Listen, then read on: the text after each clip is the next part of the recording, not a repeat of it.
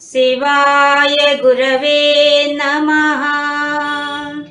శ్రీమాత్రే నమః. శ్రీ గురుభ్యో నమః. అమ్మవారి స్వరూపాన్ని మీకు అందరికీ నమస్కారం అండి.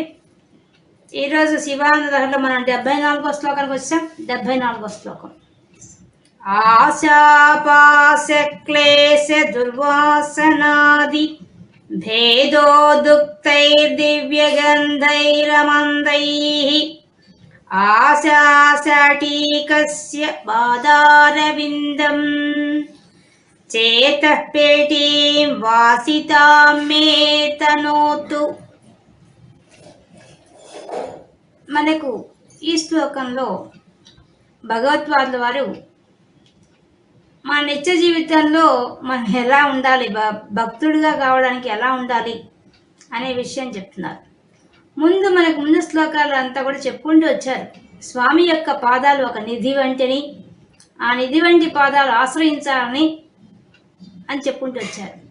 ఇప్పుడు ఆ పాదాల విందాల గొప్పతనం గురించి ఇంకా గొప్పగా చెప్తున్నారు. నిత్య జీవితంలో మనం మన ఇంట్లో ఉండే వస్తువులు ఏవైనా, ఇప్పుడు మన బీరువాళ్ళు పెట్టుకునే గుడ్డలు కానీ, లేదా మంచి వాసన రావడం కోసం పెట్టెల్లో పెట్టుకునే వస్తువులు కానీ, అవన్నీ మంచి వాసన రావాలంటే ఏం చేస్తాం? మనము నాఫ్థలిన్ బాల్స్ వేసి పెడతాం, లేదా అదే కలరా ఉండాలంటారు కదా వాటిని, అవి వేసి పెడతాం, లేదా మంచి వాసన వచ్చే వాటిని అంతా మనం పెట్టి పెడతాం గుడ్డల్లో అంతా. ఇది మనం మామూలుగా చేసే పని. దీనినే ఆదిశంకరాచార్య గారు మన మనస్సు ఒక పెట్టె అయితే ఆ పెట్టెలో వాసన వచ్చేకి ఏం పెట్టుకోవాలి అని చెప్తున్నారు. ఆ పెట్టెలో ఏం పెట్టాలట? పాదారవిందం, పద్మముల వంటి పాదాలు ఆ శివుని పెట్టాలట. ఆయన ఎవరు? ఆశాశాటీకస్య. ఆశాశాటీకస్య ఆయన పేరు. అంటే దిగంబరుడు, దిక్కులే అంబరంగా కలవాడు కాబట్టి ఆయన దిగంబరుడు. ఆ దిగంబరుడి యొక్క పాదాలు వచ్చి చేత పేటీ, మనస్సు అనే ఒక పెట్టెలో పెట్టాలట. పెడితే ఏమవుతుంది? ఆశాపాశ. మామూలుగా అయితే మనం పెట్టుకునే ఆ నాఫ్థలిన్ బాల్స్ పెట్టినప్పుడు ఏమవుతుంది? పురుగు అవి చేరకుండా ఉంటాయి, చీడపీడలు చేరకుండా ఉంటాయి, మంచి వాసన వస్తుంది కదా మన వస్త్రాలకి. అలాగా ఈ మనసునే పెట్టెలో ఆ దిగంబరుడైనటువంటి ఆ శివుని యొక్క పాద పద్మాలను తీసుకొచ్చి పెడితే అప్పుడు ఏమవుతుందట? ఆశాపాశ, ఆశలు అనేటువంటి ఒక పాశాలు తొలగిపోతాయట. పాశం వేసి లాగేటువంటి ఆశలన్నీ కూడా తొలగిపోతాయట. అంటే చీడపీడలు తొలగిపోతాయట. ఇంకా క్లేశ దుర్వాసనాది, చెడ్డ వాసన అంతా పోతుంది. మామూలుగా మనం పెట్టెలో వేస్తే పెట్టె నిండా మంచి వాసన వస్తుంది, వాసన వచ్చే పదార్థాలు వేస్తే. అలాగా మన మనస్సు అనే ఒక పెట్టెలో కానీ ఆ శివుని యొక్క పాదాలు కానీ తెచ్చి పెడితేట మంచి వాసన వస్తుంది. దుర్వాసనాది, చెడ్డ వాసన అంతా వెళ్ళిపోతుందట. వెళ్ళిపోయేసేసి క్లేశ, అవి ఆ దుర్వాసన ఏంటంట? క్లేశాలు, కష్టాలు. మన కష్టాలు అనేటువంటి ఆ వాసన, చెడ్డ వాసన, దుర్వాసన అంటే చెడ్డ వాసన అంతా పోతుందట. బయట ఎట్లా మన వస్త్రాల కోసం మనం పెట్టుకునే పెట్టెలో పెట్టుకుంటే దాంట్లో మంచి వాసన వచ్చే వేస్తే ఎలా ఉంటుందో అలాగా ఆ పెట్టె నిండా మంచి వాసన రావాలా, మళ్ళీ ఆ పెట్టెలో చీడపిల్లలు తొలగిపోవాలా, పురుగులు పట్టకుండా ఉండాలి కదా. ఆ పురుగులు పట్టకుండా ఉండేదేమో ఆశాపాశాలు. ఆ పాశం వేసి ఆశలు లాగేస్తుందట. ఆ గంధం, ఆ వాసన. ఏ వాసన? భేదోర్దుక్తై దివ్యగంధైరమందైః. భేదించి పారేస్తుంది. ఉద్యక్తై, సిద్ధంగా చేస్తుంది. దివ్యగంధైః, మంచి గంధం, మంచి సువాసన. అది కూడా అమందై, బాగా మందంగా, దట్టంగా, కొద్దిగా కాదుట, చాలా చక్కగా. మనం వేసిన నాఫ్థలిన్ బాల్స్ కొంతకాలానికి పోతుంది వాసన, కానీ ఇవి ఎలాంటి బాల్స్ కాదుట, ఎప్పటికీ శాశ్వతంగా మంచి వాసన తెప్పిస్తాయట. సుగంధంతో నింపేస్తాయట ఈ పాదాలు. పాదాలు అనేటువంటి అవి వచ్చే మనసునే పెట్టబడి ఈ పాదాలు అనేవి అవి మాత్రం ఎలాంటివి అవి ఎప్పటికీ మంచి దివ్యమైన వాసనతో నింపేస్తుందట. ఆ పెట్టె నిండా మంచి వాసన ఉంటుందట, ఎప్పటికీ ఉంటుందట. దాంట్లో పురుగు చేరకుండా ఉంటుందట, అంత బాగుంటుందట అని. అట్లాంటి భాగ్యము వాసితామ్మే తనతు, అటువంటి మంచి సువాసనను నాకు కలుగుగాక, నాకు కలుగుగాక అని చెప్పి ఈ శ్లోకాన్ని చెప్తున్నారు. అద్భుతంగా చెప్తున్నారు. నిజానికి ఎంత భగవద్గీత సారాంశంతో తీసుకొని పెట్టేశారు ఈ చిన్న శ్లోకంలో. పైకి చూడకపోతే చిన్న శ్లోకం, విషయం ఏమో గంభీరమైంది. ఎలా చెప్తున్నారు ఆయన? ఏం చెప్తున్నారు? ఇంత మామూలుగా బయట అయితే మంచి పెట్టెలో మనం పెట్టిన వస్త్రాలంతటికి పురుగులు పట్టకుండా, వాసన రాకుండా, చెడ్డ వాసన రాకుండా మంచి కలరా ఉండలా వేసి పెడతాం. అలాగే నా మనస్సు అనే ఒక పెట్టెలో శివుని పాదాలు అనే ఒక సుగంధభరితమైన వాటిని పెట్టారట. పెడితే దాని నిండా మంచి వాసన వచ్చేసిందట పెట్టె నిండా. అంతేనా? పురుగులు కూడా పట్టలేదట. ఆ పురుగులేంది? ఆశలు అనే పాశాలు అవి లేవట. క్లేశాలు, కష్టాలనే వాసనంతా పోయినట. కష్టాలనే వాసన మొత్తం పోయిందట, చెడ్డ వాసన మొత్తం పోయిందట, పోగొట్టేసిందట అది ఆ పాదాలు. ఇదే జరిగేదని చెప్తున్నాడు ఆయన. ఇప్పుడు మనం చూద్దాం అసలు ఏం చెప్పదలుచుకున్నాడు ఆయన. ఆశలు, మనము పుట్టినప్పటి నుంచి మనిషి ఆశాజీవి. ఆశలు ఉండొచ్చు కానీ దురాశ ఉండకూడదు. ఏవైనా వస్తువుల మీద మనకు ఆశ ఎక్కువగా ఉంటుంది. పుట్టినప్పటి నుంచి మనకి అది కావాలి, పెద్ద అయితే ఇల్లు కట్టుకోవాలా, నగలు కొనుక్కోవాలా, చీరలు కొనుక్కోవాలా. ఇంకా మన ఆడవాళ్ళకి చెప్పనివ్వలేదు. మనకి ఎన్నో ఆశలో వాటి కోసంగా డబ్బులు దాచిపెట్టి, వాటి కోసంగా వాయిదా పద్ధతులతో కొనుక్కొని, వాటి కోసం చీటీలు వేసి అబ్బో చెప్పనే వల్ల ఆ ఆశల సౌధాల కోసంగా మన జీవితం అంతా శ్రమ పడతాం మనం. అటువంటి వాటిని పాసం వేసి లాగినట్టు లాగేస్తుందట. ఏది? ఆ దివ్యమైనటువంటి ఆ పరిమళ భరితమైనటువంటి ఆ శివుని పాదాలు. కాబట్టి మన మనసులో తెచ్చి అది పెట్టుకోవాలి. నిజానికి పైనుండే శరీరం అయితే శుభ్రం చేస్తాం, లోపలుండే మనసుని ఎలా శుభ్రం చేస్తాం? అసలు ఇంత కష్టం, చాలా కష్టం. పైనుండే వాటికైతే హాయిగా సబ్బో సున్నిపిండో ఏమన్నా వేసి తోముతాం, ఆ చెడ్డ వాసన పోగడానికి సెంట్లు కొట్టుకుంటాం. కానీ మన లోపలుండే మనసు అనే దానికి ఎలా చేస్తాం? ఎంత కష్టం అండి, అసలు చాలా కష్టం. ఆ ఆశలు ఎప్పటి నుంచి మనం పుట్టినప్పటి నుంచి మొదలవుతాయి. చూడండి, పిల్లల్ని తీసుకెళ్ళి మన బజార్ తీసుకెళ్ళండి, ఆ బొమ్మ కొని ఈ బొమ్మ కొని అక్కడి నుంచే మొదలు ఆశలు. అవి కొనిచ్చేదాకా ఏడిపిస్తారు పైన. ఎన్ని మాయమటలు చెప్పాలో మనం వాటిని కొనియకుండా ఉండాలంటే. అది చూసిందల్లా కాదు, ఐస్ క్రీమ్ కావాలంటే ఐస్ క్రీమ్, చాక్లెట్స్ అంటే చాక్లెట్స్, బిస్కెట్లు అంటే బిస్కెట్ అడుగుతూనే ఉంటారు. ఇంకా బయటికి తీసుకెళ్ళామంటే అది కొని ఇది కొని, అది కావాలి ఇది కావాలి, మొదలు అక్కడి నుంచి మొదలు. ఇంకా పెద్ద కొద్ది ఇంకా చెప్పనే పనిలే. వాళ్ళు స్కూటర్ కొనుక్కున్నారు, నాకు స్కూటర్ కావాలి. వాళ్ళు కారు కొన్నారు, మనం కారు కొనుక్కోవాలి. వాళ్ళు ఇల్లు కొనుక్కున్నారు, మనం ఇల్లు కొనుక్కోవాలి. వాళ్ళ ఇంట్లో లగ్జరీగా ఇవి ఉన్నాయి, మాకు అవి కావాలి. వాళ్ళు ఆ పూజలు చేస్తారు, మేము ఆ పూజలు చేయాలి. ఇంకా పోటీతత్వానికి అంతే లేదు. ఏం ఆశ సౌదాలు కట్టుకొని కట్టుకొని కట్టుకొని కట్టుకొని వచ్చేస్తున్నాం మనం అంతా. అటువంటి గొప్ప జీవితం మంది. అటువంటి పురుగు పట్టిపోయింది. ఆ పురుగులని పోవాలంటే ఎట్లా చేయాలి మరి? మనమైతే క్లీన్ చేయలేం, మన వల్ల కాదు. ఎన్నో జన్మల నుంచి పట్టుకొని వచ్చుకున్నాం అయిపోయా, ఎట్టపోతాయి అవన్నీ. అందుకని ఆ శివుని పాదాలు కానీ మనసులో వచ్చి కూర్చుంటే అది సులభమైపోతుంది, సులభంగా వెళ్ళిపోతాయి. అప్పుడు ఆ ఆశలన్నీ ఎక్కడికి మళ్లించబడతాయి? శివుని మీదకి మళ్లించబడతాయి. భక్తి అనే ఒక పాసం వేసి భక్తి అనే ఒక ఆశలో మునిగిపోతుంది. అప్పుడు ప్రపంచ విషయాల మీద ఆశలు వదిలేసేసి పరమాత్మ వైపు మడుతుంది మనసు. ఇక క్లేశాలు అంటే కష్టాలు. ఈ కష్టాలు మనకు 5 రకాలు. ఏంది 5 రకాలు? మొట్టమొదటి అవిద్య. విద్య అంటే తెలియని తెలుసుకోవడం కదా. అవిద్య అంటే ఏంది? అసలు ఎప్పటికీ తెలుసుకోలేము. ఏం తెలుసుకోలేము మనం? ఏందది? మనం ఎన్ని జన్మలు ఎత్తామో తెలియదు ఇప్పటికీ. ఈ జన్మలన్నింటిలో మనం పుడుతున్నాం అంటేనే అర్థమైంది. ఈ శరీరము నేను ఆత్మస్వరూపాన్ని అనే విషయం తెలియకపోవడమే అవిద్య, అసలైన అవిద్య. ఈ అవిద్యతోనే పుడుతున్నాం. అవిద్యానామంత సౌందర్యాలలో బాగా చెప్పారు ఆది శంకరాచార్య గారు. అవిద్యను పోగొట్టి అమ్మవారి యొక్క చూపు.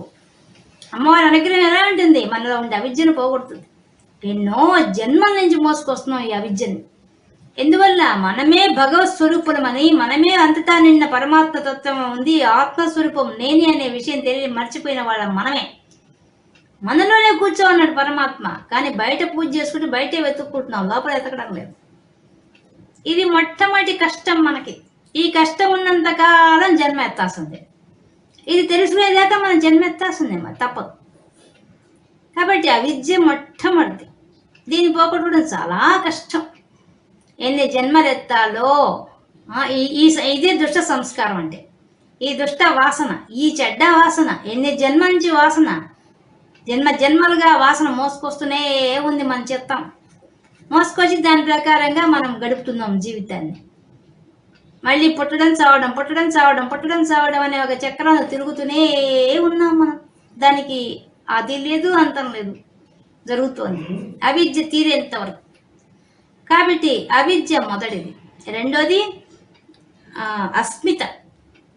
అస్మిత అంటే ఈ దేహము నేను అనే భ్రాంతి. జన్మించి నెగించి మరణించేంత వరకు ఈ దేహము నాది అనే భ్రాంతి మనకు ఉంటుంది. ఈ భ్రాంతి వల్ల ఏమైపోతుంది? ఈ దేహానికి వచ్చినవి, ఈ దేహంతో సంబంధించిన వాళ్ళకు వచ్చిన కష్టాలు సుఖాలు అన్నీ మనవిగా భావించి మనం ఏడుస్తుంటాం. విచిత్రంగా దేహమే మంది కాదు అసలు, కానీ దేహానికి సంబంధించిన వాళ్ళందరితో లింకు పెట్టుకొని ఏడుస్తుంటాం. ముందు ఈ దేహ భ్రాంతి చాలా భయంకరమైంది. దేహం మంది అనుకోవడం వల్లే కదా దేహానికి నొప్పి వస్తే ఏడుస్తాం. మనలాగే పుట్టిన వాళ్ళు రామకృష్ణ పరమహంస, రమణ మహర్షి, వాళ్ళందరికీ రోగాలు వస్తే వాళ్ళు ఏ మత్తు మందులు లేకుండా ఆపరేషన్ చేయించుకున్నారు. అంటే దేహ భ్రాంతి వాళ్ళకి లేదు, మనకు దేహ భ్రాంతి ఉంది. ఈ దేహమే నేను అనే తత్వంలో మనం ఇంకా ఉన్నాం. అది పోగొట్టుకోకుండా ఎన్ని జన్మలు ఎత్తి వస్తున్నామో మనకే తెలియదు. అది అస్మిత. ఇక తర్వాత రాగం. ఇంక ఈ శరీరంతో సంబంధించిన వాళ్ళందరితో మనకు ప్రేమ. రాగం అంటే ప్రేమ. రాగస్వరూప పాశాఢ్య క్రోధాకారాంకుశోజ్వల లలిత సహస్రనామం. రాగస్వరూప పాశాఢ్య. రాగం మనం ప్రపంచం మీద వేసేస్తున్నాం. ప్రపంచ విషయాల్లో, ప్రపంచం మీద వస్తువుల మీద ప్రేమిస్తాం, మనుషుల్ని ప్రేమిస్తాం, అమితంగా ప్రేమిస్తాం. ఈ దేహంతో సంబంధం ఉండే ప్రతిదాన్ని ప్రేమిస్తాం. ఆ రాగం ఉండే కొద్దీ నువ్వు మళ్ళీ పుడుతూనే ఉంటావు. రాగం ఉందంటే పక్కనే ద్వేషం ఉంటుంది. నాలుగోది ద్వేషం. ప్రేమిస్తావు, ఎంత ఇదిగా ప్రేమిస్తామో అంత ఇదిగా ద్వేషిస్తాం. ఎవరిని ప్రేమిస్తామో ఎవరిని ద్వేషిస్తామో తెలియదు. ఈ దేహంతో సంబంధించిన ప్రతి ఒక్కరితో మనం రాగంతో, ద్వేషాలతో, ఇవన్నీ మన ప్రపంచ విషయాలన్నింటిలో ఉంటాం. ఇవన్నీ దుర్వాసన, చెడ్డ వాసన. ఎన్ని జన్మల నుంచి వస్తుందో ఈ వాసన మనకి. ఇంకా లాస్ట్ది అభినివేశం. అభినివేశం అంటే మనం ఉదయం లేచి ఎన్నో కార్యక్రమాలు చేస్తుంటాం. బాగా తార్కికంగా ఆలోచిస్తే ఒకటైనా భగవంతుడి గురించి చేసామా అంటే రోజు మొత్తం 24 గంటల్లో 1 గంట కూడా భగవంతుడి గురించి చేసి ఉన్నాం. అందులో సందేహం ఏం లేదు. బాగా ఆలోచించండి. 24 గంటల్లో వ్యర్థంగా కలిపే కాలమే ఎక్కువ. దాన్ని అభినివేశం అంటారు. అదే మనం వ్యర్థమైన పనులు చేయడం. బాగా మనం పుట్టినప్పటి నుంచి మరణించే లోపల చూసుకుంటే సగం జీవితం నిద్రపోవడానికే పోతుంది. మిగిలిన కాలంలో లేనిపోని కబుర్లు మాట్లాడుకోవడానికి పోతుంది.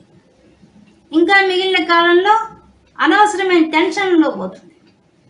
ఇంకా పొట్ట కోసం, కూటి కోసం కోటి విద్యలు, దానికోసం ప్రయత్నాలు, దానికోసం చదువులు, పరిగెత్తడం. ఎక్కడ మనం మన జీవితంలో ఎన్ని గంటలు మనం భగవంతుడి మీద మనసు పెట్టామంటే చెప్పలేం. కాబట్టి పెట్టిన పూజ చేసిన 1 గంట మనసు అక్కడ ఉంటుందా అంటే అది అసంభవం, అసాధ్యం. కాబట్టి ఇవన్నీ వాసనలట. మనకి దుర్వాసనలు 5 ఉన్నాయట. ఇవట క్లేశాలు అనే ఒక దుర్వాసనలు ఉన్నాయట మనకి. దుర్వాసన అది చెడ్డ వాసనని కూర్చోబెట్టుకొని వచ్చుకున్నామట మనం. ఎక్కడ? మన మనసులో. మన మనసునే పెట్టెలో కూర్చొని ఆశలు అనేటువంటి పాశాలు ఉన్నాయట, క్లేశాలు అనే వాసన ఉన్నాయట. ఇవిట మనం తెచ్చుకుంది. మరి ఇవన్నీ పోవాలంటే ఎట్లయ్యా అంటే, ఏముంది నీ మనసునే పెట్టెలో వచ్చేసి ఆ శివుడి పాదాలు 2 తెచ్చిపోయి మంచి లేత చిగురుటాకులు ఉన్నాయి, ఆ 2 మంచి సుగంధంగా ఉంటాయి, అవి 2 తెచ్చి పెట్టేశావంటే ఈ వాసన పోతుంది, ఆ యొక్క చీడ పోతుంది, ఆసుడు అనే చీడ కూడా పోతుంది, ఆ పురుగులు పోతాయి, అప్పుడు నువ్వు హాయిగా ఉండొచ్చు. అది అది శంకరాచార్యుడి యొక్క ఆలోచన.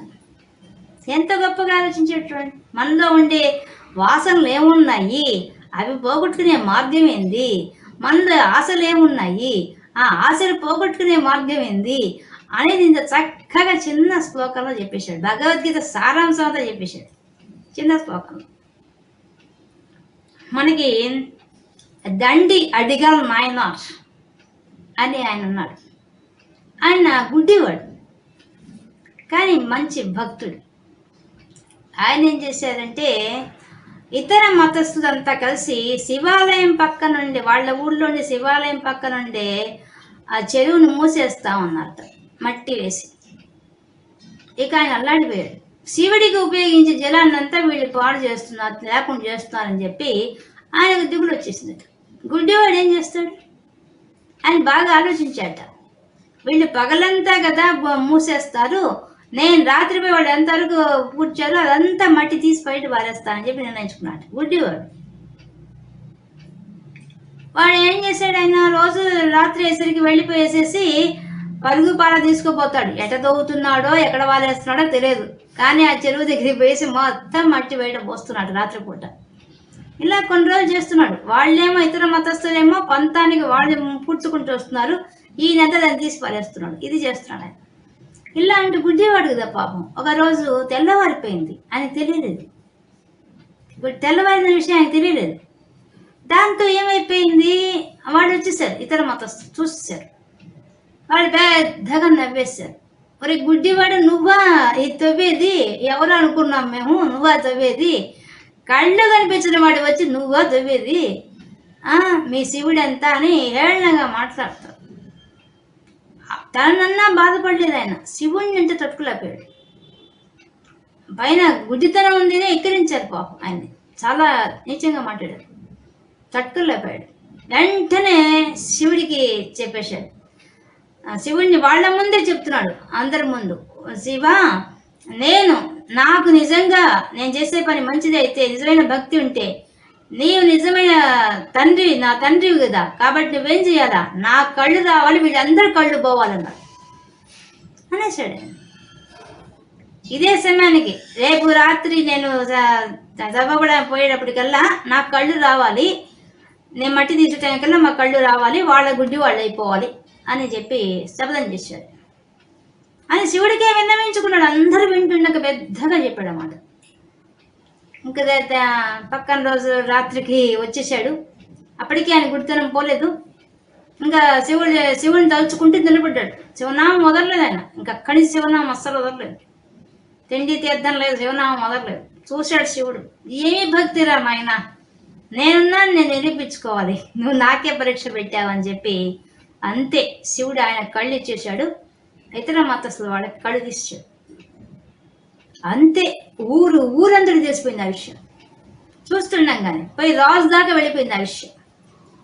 రాజు అప్పటిదాకా ఇతర మతస్థులు చెప్పిన దాన్ని బట్టి ఎన్నో శివాలయాలు మూయించేశాడు ఆయన. శివుడు లేడు, అబద్ధం అని చెప్పడం వల్ల ఆయన ఎన్నో దేవాలయాలు మూయించేసాడు. ఇప్పుడు శివుడు ఉన్నాడని సాక్ష్యం దొరికింది కదా. గుడ్డివాడి కళ్ళు వచ్చాయి, మంచివాళ్ళకి గుడ్డివాడు అయిపోయారు. వెంటనే రాజు వచ్చేసాడు. వచ్చి వీళ్ళందరూ ఇంత అబద్ధాలు చెప్పి నా చేత ఇంత పాడు పని చేయించారు కాబట్టి వీళ్ళందరికీ నాలుకలు తీర్చేసి ఈ దేశం సరిహద్దు దాటి పంపించేసేయండి, మన రాజ్యంలో ఉండడానికి వీల్లేదు, వీళ్ళు బయట నెట్టేయండి వెళ్ళని అని చెప్పి ఆజ్ఞాపించేసాడు. అటువంటిది శివభక్తి అంటే. అతని భక్తి ఎటువంటిది, అతని మనసులో ఎంత తాదాత్మ్యం చెందాడు గుడ్డివాడు, కానీ మనసులో స్థిరంగా ఆ శివుని పాదాలు నిలబెట్టుకున్నాడు. అది భక్తి అంటే. అట్లాంటి భక్తి మనకు ఉంటే మనలో ఉండే దుర్వాసనలు పోతాయని, మనకున్న ఆశలు భగవంతుడి మీద పెట్టుకోవాలి ఆశ, అటువంటి స్థితికి ఎదుగుతామని చెప్పడమే ఈ శ్లోకంలో ఉండే మన మనసు మంచి పరిమళ భరితం అవుతుందని ఆశాసాటికస్య దిగంబరుడు దిక్కులకంతా మన కీర్తి వ్యాపింపజేస్తాడు. ఆ సుగంధాన్ని పరిమళాన్ని పంచుతాడు. అటువంటి గొప్పవాడని చెప్పడమే ఈ శ్లోకంలో ఉండే విశేషం. ఈరోజు మనం శివానంద లహరిలో 74వ శ్లోకంలో ఉండే విశేషాంశాలు తెలుసుకున్నాం.